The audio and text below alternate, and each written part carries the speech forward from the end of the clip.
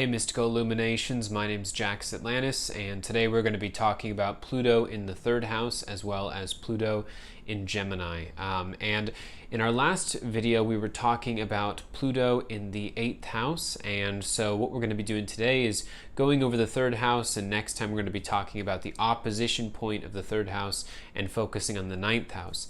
So for Pluto in the third house and the collective Pluto and Gemini lesson, the soul lesson that you'll have in this lifetime, if you've got this in your chart, your natal chart or your progress chart, it might be something that you're going through as a transit. It might be something that you're going through, in this entire lifetime. But with Pluto in the third house, it's incredibly intense to have this energy and to go through this because Pluto in the third house is, much like how Pluto in the second house, Pluto in Taurus is about the acquisition of the things you need to survive. Pluto in the third house is very much a life lesson around being able to find the way that you think, and specifically what it is that you actually think, what it is that you believe, what your philosophy or your sort of trademark stamp is on human consciousness and the collective, what it is that your summation of what it means to be a person is, what it is that you believe in yourself. And so unlike, with the 9th house energy where you have multi-generational cosmological presuppositions, you've got religions, in the West it might be Christianity, in the East it might be Hinduism, but rather than having some sort of solid structure from which your thoughts are emerging, or your thoughts are maybe even focused through or funneled through the walls of those teachings, Pluto in the third house is very much naturally going to be building their own concept, their own philosophy. And much like with what Gemini, just as a Gemini sun is going to go through, you're going to have a lot of exposure to a lot of different thinking styles. It doesn't necessarily mean you'll be exposed necessarily specifically to an atheist or an agnostic that is a big part of your life, but in many ways you'll usually have a lot of influences coming from a lot of different directions. Whereas a 9th houser, a Pluto 9th house person, might be born into a religious family or an incredibly spiritual family, and there's sort of like a locked-in way that things have been done throughout the family lineage. You might be experiencing something where you are thinking for yourself.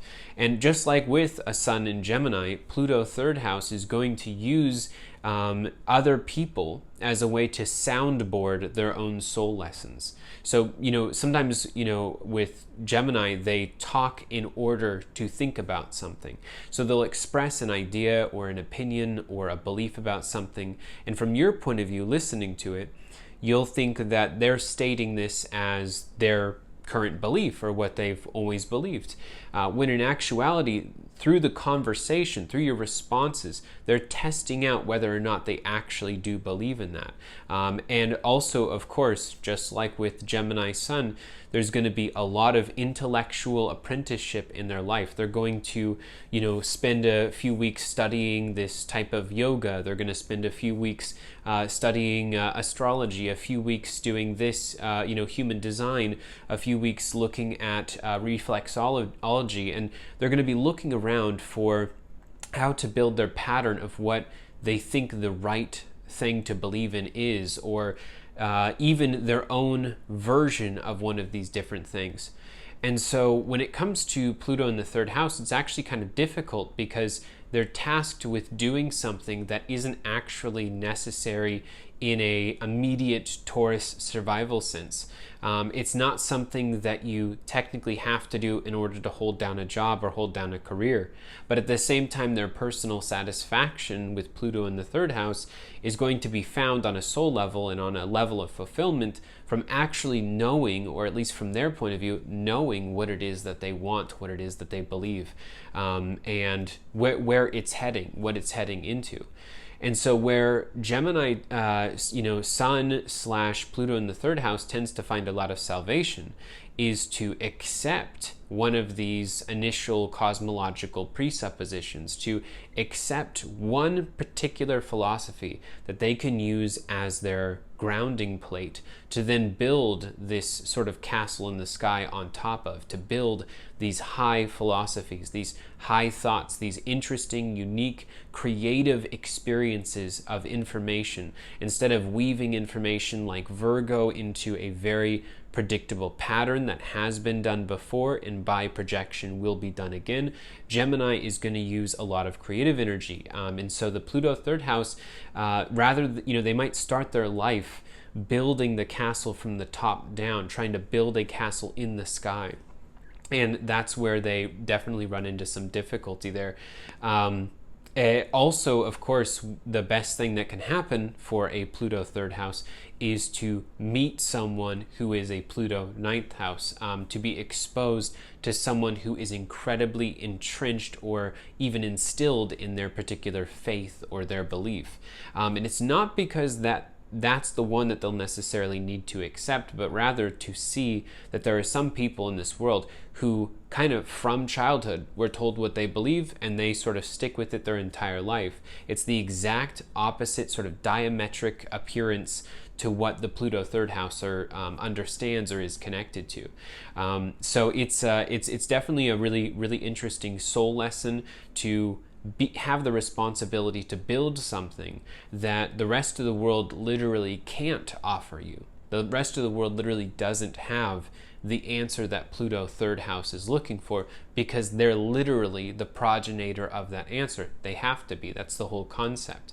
And in the next lifetime, perhaps after this lesson, maybe you'll have a Pluto ninth house lifetime, or maybe you'll have some completely different, amalgam of different planetary placements for an entirely new lesson.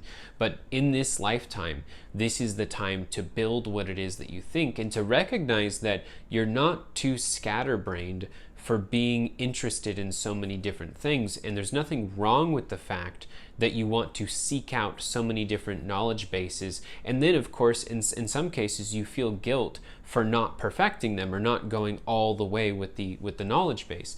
But sometimes that's literally how it has to be. Sometimes you can't perfect what it is that you were originally trying to learn, because if you were to do that and then to just sort of accept it as a whole, to accept, John Example's book of how to be spiritual, or Jane Doe's book on why astrology should be your religion, then you're gonna know somewhere deep down that this is not really a meshing with your own thoughts, and your thoughts are inevitably going to be rebellious.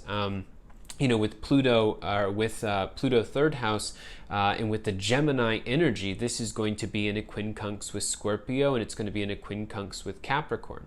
And so there's, on one hand, Pluto third house's energy has to challenge and has to defy maybe the spiritual boundaries that have been put forth by other people, and some of their own spiritual experiences.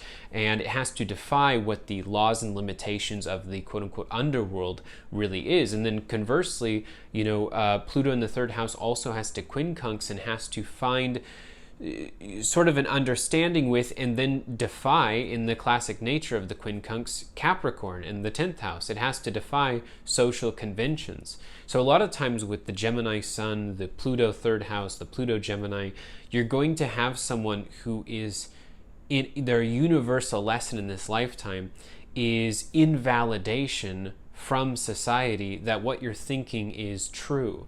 And then, of course, there's so many different spectrums of what exactly is true. Is something literally true? Is it metaphorically true? Like a biblical story might, under logical scrutiny, not check out at all, but then in some sort of more metaphorical way, it's universally applied. That's something Pluto third house is going to, be on the lookout for. And so whether it's a religious ideal, whether it's the acceptance that there's a God or multiple gods or the divine force in some sort of more nebulous way, Pluto third house's salvation is going to come from the acceptance of something that they can ground their entire sky castle on.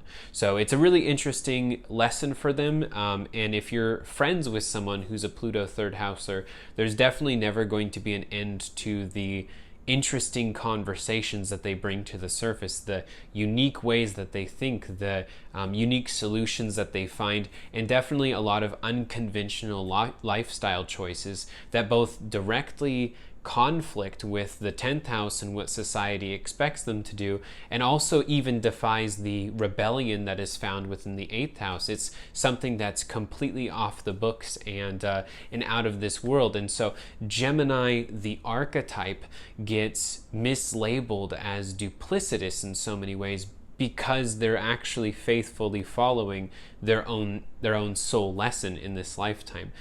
They're following this concept of being able to not look at something from both points of view because it feels like you're supposed to, not looking at both points of view because you didn't have the wherewithal to choose one, but to take both points of view because both of them are going to be insufficient, and only a midpoint between those 2 points of view is the only way that they can create their actual answers. So if you're someone with Pluto in the 3rd house and you're experiencing the interesting ways this soul lesson manifests in your life, I guess just understand that you're not crazy, and understand that this lack of form is in many ways part of the plan. But thank you guys for tuning in today. I'm really glad to be back here on Mystical Illuminations. I've got a link in the description to my Astrologer Rising course. It's a 16-week class on how to become an astrologer, how to learn about Pluto's soul lessons, the transits, the planets, the houses, the signs, how to use astrology in a way that not only benefits you in your own personal quest, but where you can help other people reading natal charts or creating horoscopes. So thank you guys for tuning in, and I will talk to you all next week.